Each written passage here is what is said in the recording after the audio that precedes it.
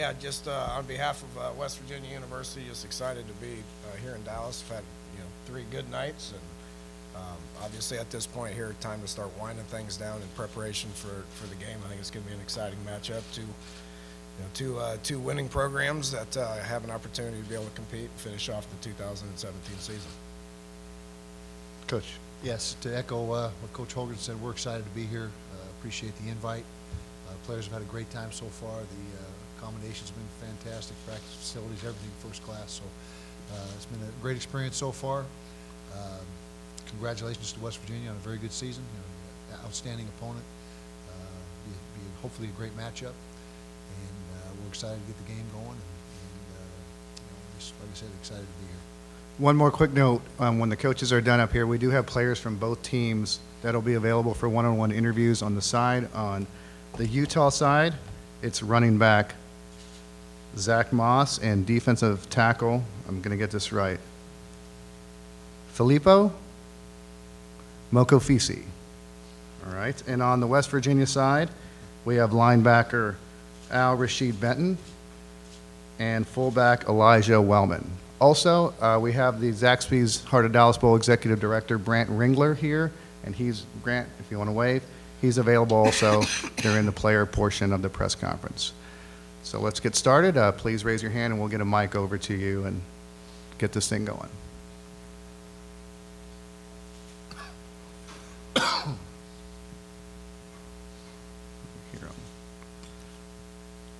Dana, you've had a number of offensive players announce that they're coming back for next season. What does that mean to you going into next year and finishing this year? I think it's just great for the program in general. Those guys want to be at West Virginia. They want to finish what they started. 2018, I think, is going to be pretty exciting for us. We're, obviously focusing on, this game and finishing up 2017. Got a great group of seniors that we're trying to play one last game with, but with that said, I think that just, says something about where we're at as a program. The guys like being at West Virginia, and they want to finish, finish what they started. Right up front. Lynn Worthy, Salt Lake Tribune. Kyle, I wonder how you feel like preparation has changed, if at all, with, obviously as you guys are getting ready, some key players for West Virginia announcing that they would not play in the bowl game. Well, yeah, everybody's down players this time of year, whether it's injury or choosing not to play, whatever. So it's we don't alter the game plans much. I mean, obviously the quarterback change is probably the most impactful. But we just go about our business and get ready to play, and we got our own problems to worry about.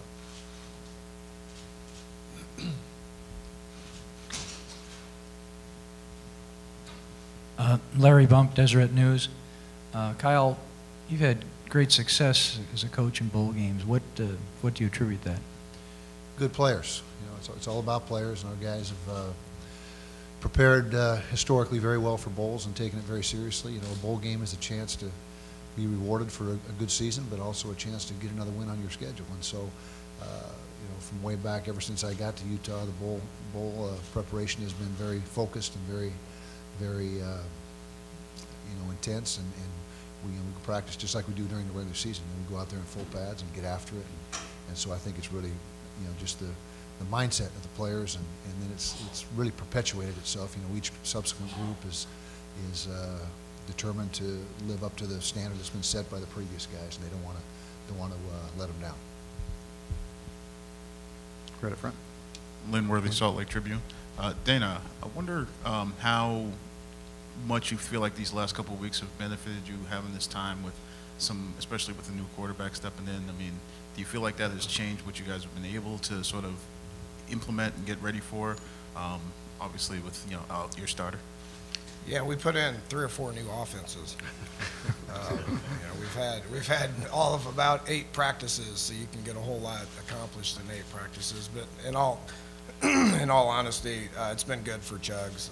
Chugs has been at West Virginia for 3 years, so it's not like he doesn't know the offense. I think the biggest thing is just understanding that he's the starting quarterback, and then when you have these practices, you get to develop some timing with the guys that he's going to actually be throwing to. You can't really flipped that switch right at the beginning of the second quarter against Texas. You know, it takes a little bit of time to be able to, you know, just develop that timing and understand that you're the guy and develop a game plan that suits him. So he's in a much better place now than he was, you know, a couple weeks ago. I'm Mitch Vingle from the Charleston Gazette-Mail. First of all, Merry Christmas to you guys. And wondering how you're handling Christmas with your team, first off, and then second, are there any players that won't be participating that perhaps we don't know about? Well, I didn't even realize it was Christmas. I thought it was Christmas Eve, Mitch. But in my mind, it's Thursday. We play on Saturday, so I don't really know what today is other than Thursday. We got a few days here before the game. Still got some work to do, but we'll have a big dinner tomorrow. About all we'll do.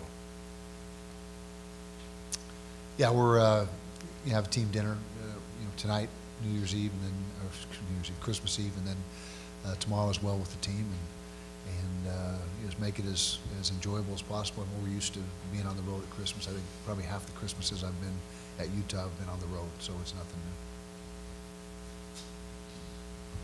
new. Right up front. First and foremost, happy holidays to both of you coaches. Marvin Chambers, 4.0 Sports Media. Coach Kyle, West Virginia's, you know, the hurry-up offense, they average 36 points a game. What are some of the major adjustments, not giving out your game plan, you had to, you know, kind of implement in your game plan this week? Yeah, well, first of all, nice brim. That is outstanding. Okay. Secondly, you know, Coach Holgerson's one of the best offensive minds in the country. There's no doubt about that. Prolific offenses year in, year out. You know, they got a whole stable of receivers that are, you know, we got to do our best to try to cover them, and they got 3 or 4 go-to guys, and just that really is a big problem, particularly for our secondary, obviously. But you know, hopefully we can try to get a little pressure on the quarterback, and obviously with the quarterback change, you know, there may be a little different approach, but you know, regardless, they've got a lot of skill and very difficult to defend. Right up front. Kevin Kinder from the Blue and Gold News. Coach, with the announcements of the players that you have coming back plus signing day, did that take any of the focus off this game? Have you been concerned that there's maybe more attention paid on next year than on finishing this season? Well, maybe with y'all. You know, we're still out there practicing, preparing to go play a football game here in a couple of days. So, you know, I think we're all kind of feeling out the early signing period. You know, I think it was beneficial. It helps programs that have stability.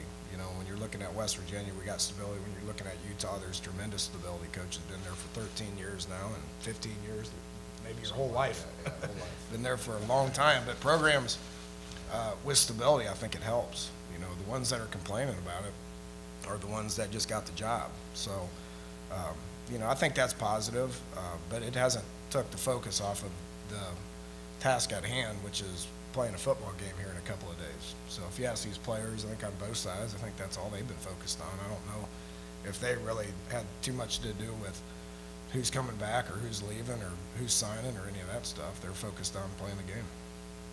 Lynn. And where they Salt Lake Tribune. Kyle, you mentioned the receivers for West Virginia. I wonder what stands out about them as you see them on tape, and is there a receiving core in the Pac-12 you sort of liken them to? Well, what stands out is they catch the ball. They catch every ball thrown to them. I mean, it's you know, it's impressive to watch. You know, the route structures are very good, obviously, and precise, but just the way they catch the ball. I mean, they very few drops. What was the second part of the question? Oh, core in the Pac-12. Oh, you know, not off the top of my head. I don't know if we've had a team in the Pac-12 we faced with as many weapons on the outside, and as many guys that are featured. So, probably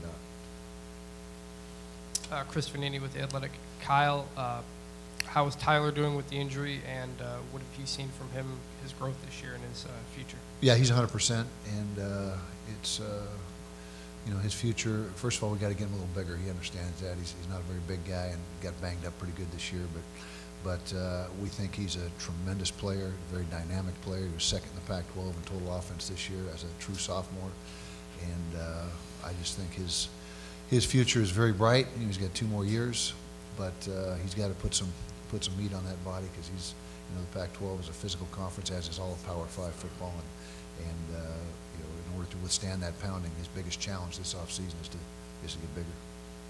Larry? Dana, Larry Bump, Deseret News.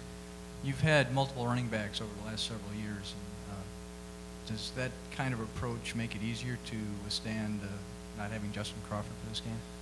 Yeah, you can't go through you can't go through a season with just one running back. You got to have 3 or 4 of those guys. It's a brutal position.